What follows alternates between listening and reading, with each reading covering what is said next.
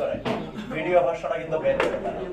তার মানে মানুষের চাওয়া, মানুষের টেস্টটাকে অনার করে মানুষের সাথে মানুষ যেভাবে চায় তারা তাল মিলিয়ে কি করছে, তাদের যে গতানুগতিক ফরম্যাট আছে প্রকাশের, ওই জায়গা থেকে বেরিয়ে কিন্তু এখন তারা ডিজিটাল ফরম্যাটেও কি করছে, তারা প্রবেশ করেছে, অনলাইনে চলে আসছে। তাহলে মানুষ আগে আমরা কি করতাম, সকালবেলা ঘুম থেকে উঠে পত্রিকা পড়ে সারা দেশের খবর নিতাম। এখন কিন্তু বিষয়টা ওরকম নয়। বিষয়টা হচ্ছে আপনি এখন টিভিতে বা অনলাইনে যে নিউজ গুলো দেখেন, হেডিং গুলো দেখেন, যখন ঘটে তখনই কিন্তু আপনি জেনে যাচ্ছেন।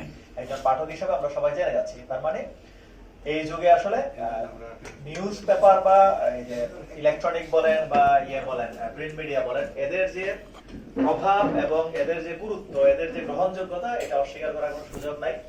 এবং পুলিশের একজন সদস্য হিসেবে, পুলিশের একজন এই জেলার টিম লিডার হিসেবে আমি বিশ্বাস করি যে এই জেলার যারা সাংবাদিক আছেন, ইনারা এবং আমরা মিলে পরিপূরক হিসেবে যদি কাজ করতে পারি, তাহলে আমরা অনেক বেশি সুন্দর একটা রাজবাড়ি আমরা উপহার দিতে পারবো।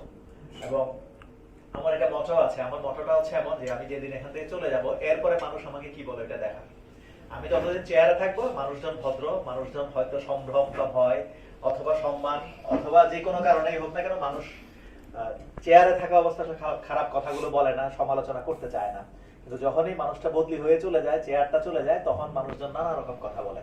তখন ওই সময়ে যদি কেউ ভালো কথা বলে, তখন ধরে নেওয়া হবে যে আমি যে সময়টুকু ছিলাম ওইটা আমি ভালো কাজ করেছি। তো সুতরাং আমাকে মূল্যায়ন করার সময়টুকু হচ্ছে আমি যে সময়টুকু কাজ করব, এরপরে যদি আমার ভালো কিছু থেকে থাকে, আমি এখান থেকে যাওয়ার পরে আপনাদের এই জেলার লোকজন, সাংবাদিক তো বটেই, তারা যদি এটা রেসপন্স করে, কেউ যদি বলে, তখন বোঝা যাবে না ভালো কাজ আমি আমার সময়কালে এখানে করে যেতে পেরেছি।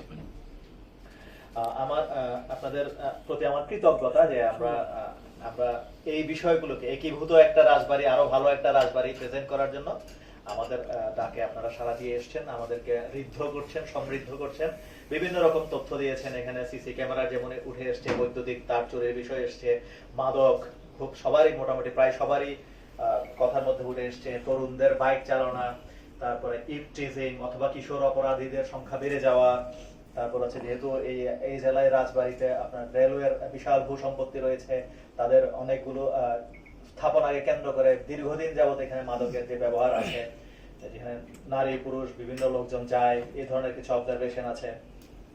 তারপরে উঠে এসছে অন্যান্য অনেক শহরের মতো, প্রায় সব শহরের মতোই ফুটপাত দখলের যে বিষয়গুলো চলে এসছে।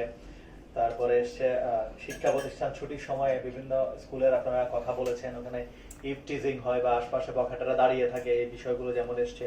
আবার বিট পুলিশিং কে শক্তিশালী করা, কমিউনিটি পুলিশিং কে আবার পুনর্জীবিত করা, আবার চালু করা, এই জিনিসগুলো এসছে। আবার থানায় যেমন মানুষজন গিয়ে অ্যাটলিস্ট আমাদের যিনি অফিসার ইনচার্জ বা ডিউটি অফিসার থাকেন, তাদের সাথে ভালোভাবে কথা বলতে পারেন, তাদের আইনি সহায়তা তাদের ঠিকঠাক মতো পেতে পারেন, এই বিষয়গুলো নিশ্চিত করার জন্য আপনারা রিকোয়েস্ট করেছেন। মব সন্ত্রাসের কথা এখানে উঠে এসছে। তারপরে হচ্ছে লোকশেড একটা জায়গা আছে, আপনারা জানেন কিনা জানি না, আমি আসার পর থেকে আমাদের টিভির টিম কিন্তু প্রত্যেকদিন বিকালবেলা ওখানে গিয়ে বসে থাকে, ওখানে চেকপোস্ট করে। আমি বলেছি যদি চা পানি খাওয়ার বিষয় থাকে, যদি বেড়ানোর যদি বিষয় থাকে, তাহলে ওই জ্যাকেট করে ওখানেই ঘুরবে।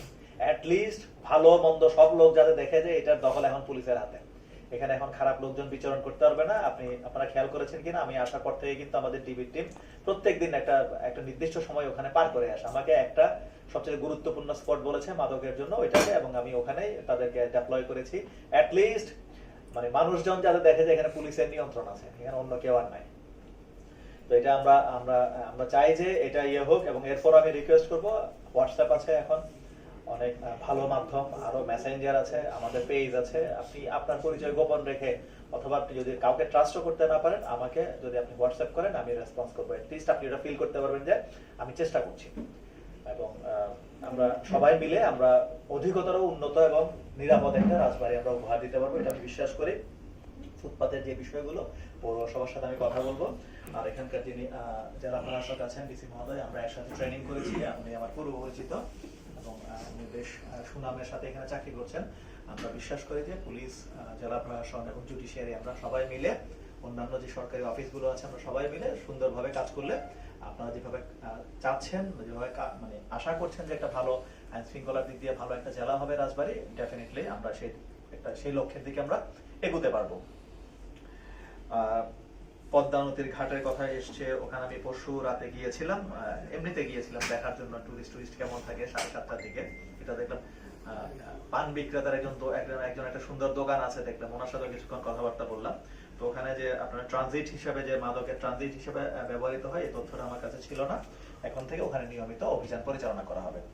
আর অস্ত্র উদ্ধারের ক্ষেত্রে আমি তো এই জেলায় এসেছি, এখানে আসলে জুলাই আগস্টকে কেন্দ্র করে আমাদের নিজস্ব কোনো অস্ত্র এখান থেকে কোনো লুট হয় নাই। তো তারপরও সন্ত্রাসীদের কাছে যে অস্ত্র থাকবে, এটা আমাদের জন্য একটা অ্যালার্মিং। সামনের যেহেতু নির্বাচন, আমরা এটা সর্বোচ্চ গুরুত্ব দিয়ে এই অভিযানটা আমরা পরিচালনা করব। পাশাপাশি অন্যান্য সংস্থাও আছে, এখানে র্যাব কাজ করে, এখানে সেনাবাহিনী কাজ করছে। আমরা যৌথভাবে তাদের সাথে সমন্বয় পূর্বক আমরা একটা ভালো অভিযান আমরা পরিচালনা করতে পারবো বলে আমি বিশ্বাস করি। আর আমার যখন ঝিনাইদহে পোস্টিং হয়, আমি তখন ছিলাম কক্সবাজার পুলিশে,